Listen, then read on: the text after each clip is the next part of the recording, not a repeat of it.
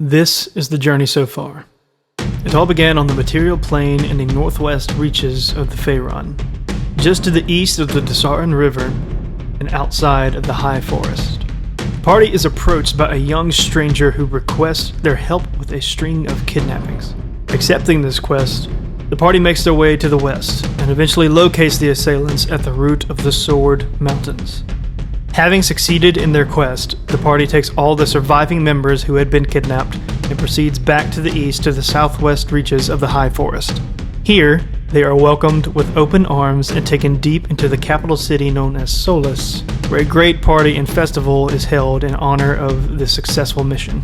But pleasantries are soon interrupted when it becomes known that Ayla's brother, Aiden, has been kidnapped. The party leaves the perimeter of the capital city and makes their way to the east line of the woods.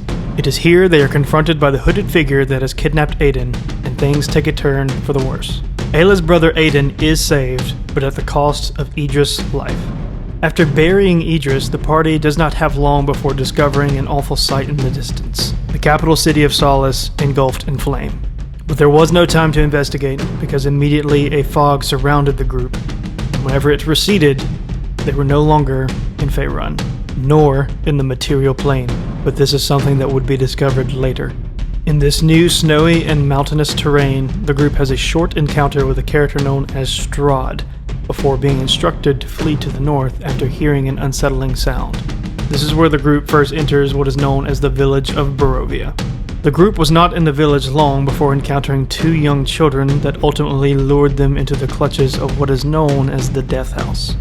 But in the end, the group did make it out, barely with their lives. Yet again, the group found themselves with zero time to rest. For upon leaving the Death House, there was a wolf, direwolf, and werewolf attack happening in the village. The group seeks refuge in a house nearby. It is only after entering the house that they discover that they are not alone. Three individuals, known as Namir, Drasha, and Lawrence, had also taken shelter into this home. It is here that the group makes their stand and has the first encounter with one of the seven known as Samael. In the events that occur this night, both Namir and Drasha lose their lives, while Lawrence's body was never found. When the sun rises, the party proceeds to the north part of the village to the local tavern, where they meet a man known as Ismark. From here, the party will eventually head to the southwest, where they take shelter in Ismark's home.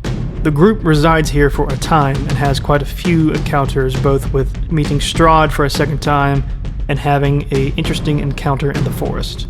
But eventually, they do depart from the manor and make way to the northeast portion of the village to seek the church where they can help bury Ismark and Irina's father.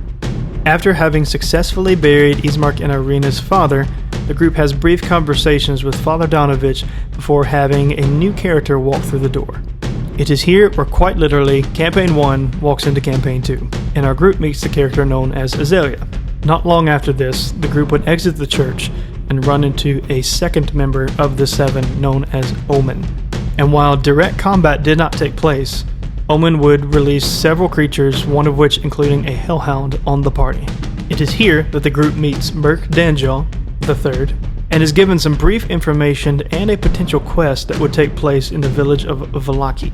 After this encounter, the group will proceed back in the direction of Ismark's home, but not before first traveling through the village of Barovia yet again. It is upon this trip that Millard separates from the group temporarily, has a strange encounter that would ultimately push him to discovering the Evilous River. The rest of the party meets up with Millard at the river, and much to their shock is greeted by an actual beautiful sight, something that has yet to be seen in their travels in Barovia. From here, the party would head back to Ismark's home, where they will rest, regroup, and plan their strategy for where to head next. And that is the journey so far.